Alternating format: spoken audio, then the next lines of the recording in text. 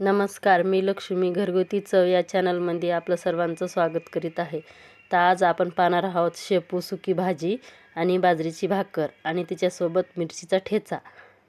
एकदम भारी. चला बघूया कसं बनवायचं. तर मी इथं कढई घेतली, कढईमध्ये तेल घालून घेतलं आहे आणि इथं मिरची आणि लसणचा ठेचा करून घेतलेला आहे, तो टाकला आहे कढईमध्ये आणि त्याला मस्त परतून घेणार आहे.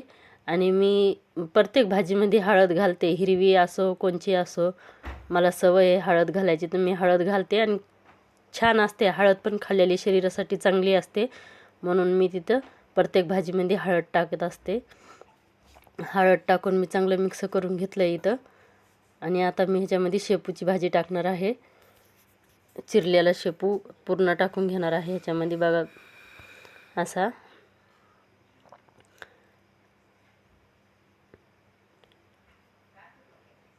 शेपू टाकणं झाल्याच्या नंतर मी ह्याच्यामध्ये डाळ भिजत ठेवलेली होती थोडीशी मुगाची, ती टाकून घेणार आहे. मुगाची डाळ पण आपल्या भाजीमध्ये छान लागते. चवीनुसार मीठ टाकते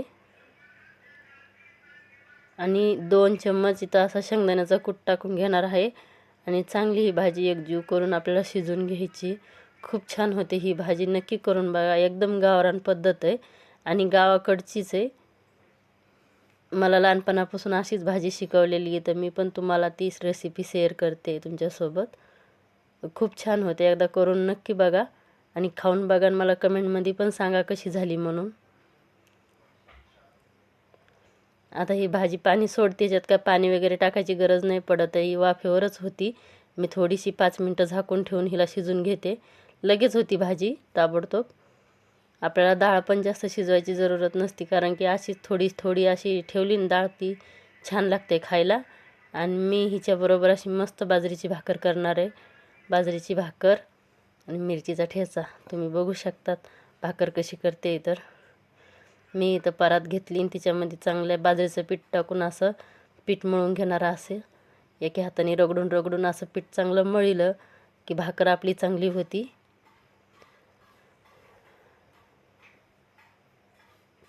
छान भाकर होती आपली, कडक मस्त खायला खरपूस.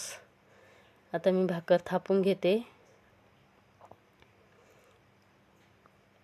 नक्की करून बघा, खाऊन बघा, खूप छान होती. इथं माझी परात जास्त हलते मला, कारण की धरायला सपोर्टच नव्हता, त्याच्यामुळं मी घेते थापून, तरी पण एका हाताने पकडून.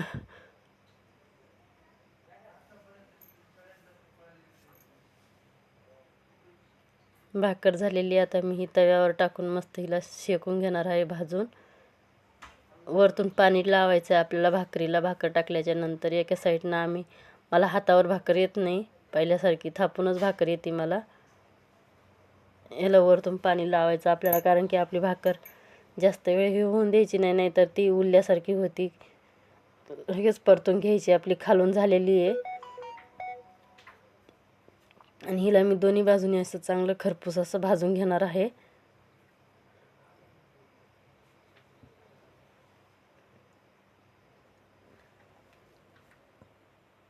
छान भाकर भाजली आहे आपली आणि भाजी पण तयार आहे. तर मी आता ताट रेडी करणार आहे जेवायला. तर नक्की करून बघा. एकदम महाराष्ट्रीयन ताट आपले थाली. हॉटेलच्या थालीला काय करता, अशी घरगुती आपली मस्त छान शेपूची भाजी आणि बाजरीची भाकर, त्याचबरोबर मिरचीचा ठेचा आणि कांदा. व्हिडिओ आवडल्यास लाईक